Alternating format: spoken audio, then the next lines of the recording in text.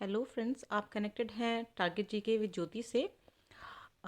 आज का हमारा टॉपिक रहेगा सोलर सिस्टम में जो प्लैनेट्स हैं उनका रिवोल्यूशन टाइम क्या है, रोटेशन टाइम क्या है। ठीक है, ये एनसीईआरटी के अनुसार, एक्चुअली एनसीईआरटी के जो डेटा होते हैं वो बहुत सारे एग्जाम्स में वैलिड होते हैं। ठीक है ना, मतलब सिर्फ एनसीईआरटी डेटा को ही वो लोग एक्सेप्ट करते हैं। तो हमें एनसीईआरटी के जो पर्टिकुलर जो बुक में दिए हुए हैं मैंने वही लिख के लाई हूँ इस पीडीएफ में। आप नोटिस करेंगे कि मैंने बिल्कुल एग्जैक्ट वही नंबर लिखे हैं जो एनसीईआरटी की बुक में दिए हैं 6th क्लास की। मैंने वहीं से ये नोट डाउन किए हैं। चलिए स्टार्ट करते हैं। पर स्टार्ट करने से पहले आपसे रिक्वेस्ट करूँगी, share my channel and subscribe my channel. Thank you. चलिए स्टार्ट करते हैं। आई होप आपने सोलर सिस्टम पढ़ा हुआ होगा। अगर आपको उसके रिगार्डिंग भी कुछ फैक्ट चाहिए तो please let me know in comment box. मैं आपको उसके लिए भी ट्रिक्स डाल दूँगी। ठीक है, स्टार्ट करते हैं। फर्स्ट है आपका मरकरी। देखिए मरकरी यानी बुध। बुध का जो रिवोल्यूशन टाइम होता है, रिवोल्यूशन टाइम क्या होता है कि सन के अराउंड, जो सन के राउंड घूमता है मरकरी, उसका है 88 डेज। 88 डेज। अब देखो बुध, बुध ऐसे ही लिखते हैं ना कुछ हम, तो कुछ 8 वाली फॉर्म में बन रहा है, तो 88 डेज। और इसका रोटेशन टाइम क्या है? रोटेशन टाइम होता है इसका एक्सिस पे, अपनी एक्सिस पे रोटेट होना। ठीक है, सन के चारों तरफ नहीं, अपनी ही एक्सिस पे रोटेट होना, वो है 59 डेज। ठीक, कितना? 59 डेज। देखो 8 यहाँ है, 9 यहाँ है। 8 और 9 कनेक्ट कर सकते हैं आप। 88 डेज एंड 59 डेज। नेक्स्ट है आपका वीनस। वीनस का क्या है आपका? वीनस का है 255 डेज। देखिए यहाँ पे 88 था मरकुरी का, पहले का आपको इसी सीक्वेंस में याद रखना है, वरना फिर आप कंफ्यूज हो जाएंगे। इसी के सीक्वेंस में आपकी एक शॉर्ट ट्रिक भी लेकर आऊँगी मैं आपको सीक्वेंस याद करने के लिए, कि अकॉर्डिंग टू डिस्टेंस सन से सारे प्लैनेट कितने कितने और कौन कौन सा किस प्लेस पे आता है, कौन से प्लैनेट का प्लेस कौन सा है सोलर सिस्टम के अंदर। ठीक है, second one is Venus. Venus है शुक्र।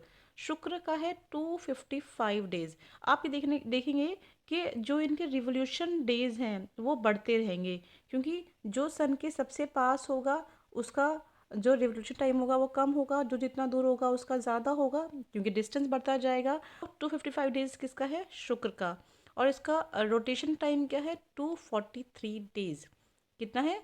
243 डेज। अब यहाँ पे कनेक्ट किस तरह से करेंगे? कनेक्ट ऐसे करेंगे हम, यहाँ 88 था, यहाँ 55 है, 255 रेवोल्यूशन हो गया। और 243, देखिए 234 इस तरह से करना है, 2 3 सेंटर में 4 आ गया, या ऐसे कर दीजिए, 2 और 4 6, डबल 6 हो गया, 6 का आधा 3 हो गया। आप इस तरह से भी याद कर सकते हैं। ठीक है, कैसे कि 2 और 4 6 हो गए, 6 का आधा कितना हो गया? 3। तो इस तरह से वीनस का रोटेशन टाइम है हमारा 243 डेज। अब ये डेज में चल रहा है, आगे आगे ईयर्स में आएगा। नेक्स्ट है आपका अर्थ। अर्थ का तो ऑलमोस्ट सभी जानते हैं कि रेवोल्यूशन टाइम है हमारा 365 डेज एंड रोटेशन टाइम है 24 आवर। नेक्स्ट है आपका मार्स। मार्स का बहुत इंपॉर्टेंट है, 687 डेज। ये मार्स वाला अभी डीएसएसबी का एग्ज़ाम हुआ था, उसमें भी आया था कि मार्स का रिवोल्यूशन टाइम क्या है। ठीक है, और वो एनसीईआरटी के डेटा यही दिया हुआ था उसके अंदर। तो मार्स का क्या है? 687। अब इसको कैसे करेंगे? 6 7 8 सीक्वेंस में है, 6 7 सेंटर में 8 आ गया। ठीक है ना, 6 7 8। और इसका रोटेशन टाइम क्या है? ये बिल्कुल अर्थ के सिमिलर है, 24 आवर्स। एक चीज़ और देखेंगे आप कि जो मार्स है, मार्स के 2 मून हैं। ठीक है, यहाँ पे मैंने जो लिखे हैं मून लिखे हुए हैं। कई बार क्वेश्चन ये भी आता है कि किस प्लैनेट के कितने मून हैं अपने आप में। फिर नेक्स्ट है आपका जुपिटर। जुपिटर का आप देखेंगे, इसका रिवोल्यूशन टाइम है 11 ईयर्स 11 मंथ। बहुत आसान है, जुपिटर का 11 ईयर्स 11 मंथ। और जो रोटेशन टाइम है इसका वो है 56 मिनट्स, 9 आवर 56 मिनट। देखिए 6 और 5 क्या होते हैं? 11। तो 11 ईयर्स 11 मंथ तो हमारे हो ही गए। और आपको 9 ईयर्स 9 आवर्स आपको याद करना होगा। ठीक है, नेक्स्ट है आपका सैटर्न। जुपिटर और सैटर्न के मून सेम दिए हुए हैं एनसीईआरटी की बुक में। मैं आपको लास्ट में एक पिक्चर डालूंगी इस वीडियो के लास्ट में। उसमें आप उसमें पीडीएफ दी हुई है एनसीईआरटी की बुक का, जिसमें उन्होंने सोलर सिस्टम को एक्सप्लेन करा हुआ है। एग्जैक्ट पिक्चर मैंने वो ली है, ताकि आप देख पाएँ उन्होंने क्या मेंशन किया हुआ है। ठीक है, अभी कुछ टाइम पहले इनका जो मून का था उन्होंने बहुत ज़्यादा डाली हुई थी, और शायद अभी अपडेट हुई है नवंबर 2021 में, जहाँ पे उन्होंने सेम दिया है डेटा, यानी दोनों के मून सेम बताए हैं 53। लेकिन कुछ टाइम पहले यहाँ पर सैटर्न के अराउंड 89 मून शो किए हुए थे उन्होंने। तो जुपिटर के 53 मून हैं और सैटर्न के 53 मून ही हैं। नेक्स्ट है आपका सैटर्न। सैटर्न का जो रिवोल्यूशन टाइम है वो है 29 ईयर्स 5 मंथ। कितना है? 29 ईयर्स 5 मंथ। और जो इसका रोटेशन टाइम है वो है 10 आवर 40 मिनट्स। 10 our 40 minutes. सबसे कम, मतलब सबसे कम, सबसे ज़्यादा स्पीड है और सबसे ज़्यादा कम जो टाइम ले रहा है घूमने में, जुपिटर ले रहा है। ठीक है, तो सैटर्न का कितना हो गया? 29 ईयर्स 5 मंथ। और रोटेशन टाइम क्या हो गया? 10 आवर 40 मिनट्स। फिर है यूरेनस। यूरेनस का जो मून है वो 27 मून है। इसका रिवोल्यूशन टाइम है, इसका रिवोल्यूशन टाइम है 84 ईयर्स।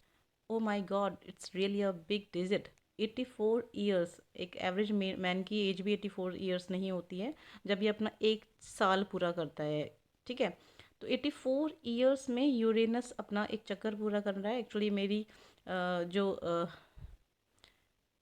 डेट ऑफ बर्थ है डॉक्यूमेंट्स में 1984 ही है, तो मुझे 84 याद हो जाएगा। फिर है इसका रोटेशन टाइम है 17 आवर 14 मिनट्स। फिर है नेपच्यून। नेपच्यून का जो मून है वो 13 मून है, 13 मून है नेपच्यून के। ओके, और इसका रिवोल्यूशन टाइम सबसे ज़्यादा है 164 ईयर्स। This is 164 years.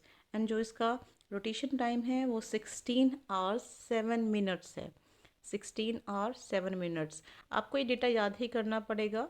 कुछ अपने ट्रिक्स लगा लीजिए। अगर आपको इसमें दिक्कत हो रही है तो मुझे इन्फॉर्म कीजिए, मैं आपको इसके लिए भी शॉर्ट ट्रिक्स बना सकती हूँ।